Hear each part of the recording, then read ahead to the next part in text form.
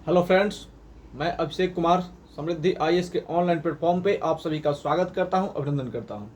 दोस्तों, NIS DElEd के जो 14 से 14.5 लाख अभ्यर्थी है वो लगातार परेशान और निराश हैं और लगातार ये कॉल और मैसेज कर रहे हैं कि सर एनआईएस डीएलएड को लेकर के क्या चल रहा है, पता नहीं क्या होगा, कब तक इसको मान्यता मिलेगी, आने वाली जो शिक्षक भर्ती है देश के अंतर्गत उसमें हमें मौका मिलेगा या नहीं मिलेगा, इसको लेकर के क्या अपडेट है, इसको जानने के लिए जो है आप सभी कल से जो है बहुत बार मैसेज कर रहे थे। साथ ही ये पूछ रहे थे कि गवर्नमेंट के ऊपर जो गवर्नमेंट के स्तर पे जो पता चल रहा है कि शायद गवर्नमेंट को लेकर के कुछ बातें करे, उसका क्या अपडेट है, उस पर कितनी सच्चाई है, इसको लेकर के जो है वो जानना चाहते हैं। तो दोस्तों, इस पर हम बात करेंगे। सबसे पहले अगर आप इस चैनल पर नए विजिट कर रहे हैं तो इस चैनल को सब्सक्राइब कीजिए, लाइक कीजिए, कमेंट कीजिए और ज़्यादा से ज़्यादा शेयर कीजिए कि जब भी कोई नया अपडेट एनआईएस डीएलएड को लेकर के आए तो शीघ्रता से जो है वो आप तक पहुँच पाए। दोस्तों, मैं आप सभी को बता दूं कि फिलहाल जो है एनआईएस डीएलएड के लिए सुप्रीम कोर्ट में जो केस था दोस्तों, वो केस जो है वो Priyanka Singh versus union of India वाला केस जो है दोस्तों वो विड्रॉ हो गया, जिसके बारे में आप सभी जानते हैं। अब विश्वनाथ जी के द्वारा जो केस किया गया था रिव्यू पिटीशन, वो केस जो है सुप्रीम कोर्ट में है और उसको सुनवाई को लेकर के अभी कोई नया अपडेट जो है दोस्तों नहीं आया कि कब उसकी सुनवाई होगी। जब भी कोई नया अपडेट आएगा तो उसको हम जो आपसे जरूर बताएंगे।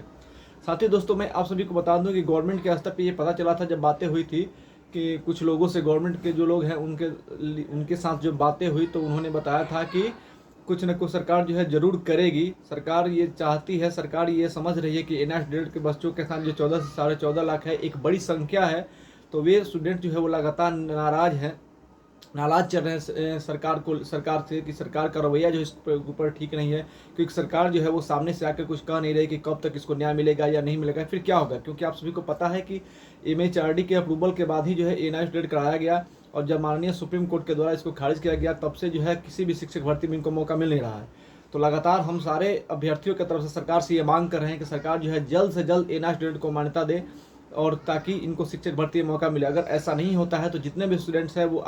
इस चुनाव में जो है गवर्नमेंट के पक्ष में वोट नहीं करने का काम करेगी, क्योंकि बहुत सारे स्टूडेंट्स हैं वो लगातार हमें मैसेज करेंगे सर अगर हमको मान्यता नहीं मिलता है, एनआईएस डीएलएड को मान्यता सरकार नहीं देती है तो हम बीजेपी के पक्ष में जो है इस बार वोट नहीं करेंगे, क्योंकि रूलिंग पार्टी जो है वो बीजेपी ही है, सेंटर में काम कर रही है और प्रधानमंत्री जी हो, चाहे अमित शाह जी हो, चाहे एमएचआरडी मिनिस्टर हो, कोई सामने से आकर के स्टूडेंट्स का पक्ष जो नहीं ले रहा है और नहीं कह रहा है कि एनआईएस डीएलएड के जो अभ्यर्थी है उनको इनके लिए क्या किया जाए, कुछ पॉजिटिव मतलब नहीं दिया जा रहा है। तो अगर चुनाव के बीच इसको मान्यता नहीं मिलती है, एनआईएस डीएलएड अभ्यर्थी को लेकर कुछ भी पॉजिटिव अगर नहीं कहा जाता है तो इसका खामियाजा जो है सरकार को भुगतना पड़ सकता है, क्योंकि एनआईएस डीएलएड के 14 से 14.5 लाख अभ्यर्थी जो है वो एक अपने आप में बड़ी संख्या है और ये जो है अपना वोट जो है वो निश्चित रूप से अगर मान्यता नहीं मिलती है तो बीजेपी के पक्ष में तो नहीं देंगे। साथ ही मैं अभ्यर्थियों को बताना चाहता हूं कि और भी जो देश के अंदर राजनीतिक पार्टियां हैं वो भी जो है विपक्ष में है, लेकिन वो सारी जो है वो कुछ नहीं बोल रहे हैं। किसी ने भी जो है सरकार के पक्ष में या फिर एनआईएस डीएलएड को लेकर के कोई नया अपडेट जो है वो नहीं दिया है। एनआईएस डीएलएड के पक्ष में कोई भी जो है पार्टियां खड़ी होती दिखाई नहीं दे रही है, चाहे विपक्ष कोई भी लीडर हो। तो मेरे कहने का मतलब है कि सारे जो है लगभग एक ही जैसे हैं, कोई भी एनआईएस डीएलएड का पक्ष जो है लेकर के सामने नहीं आ रहा है, कोई एनआईएस डीएलएड को जो है न्याय दिलाने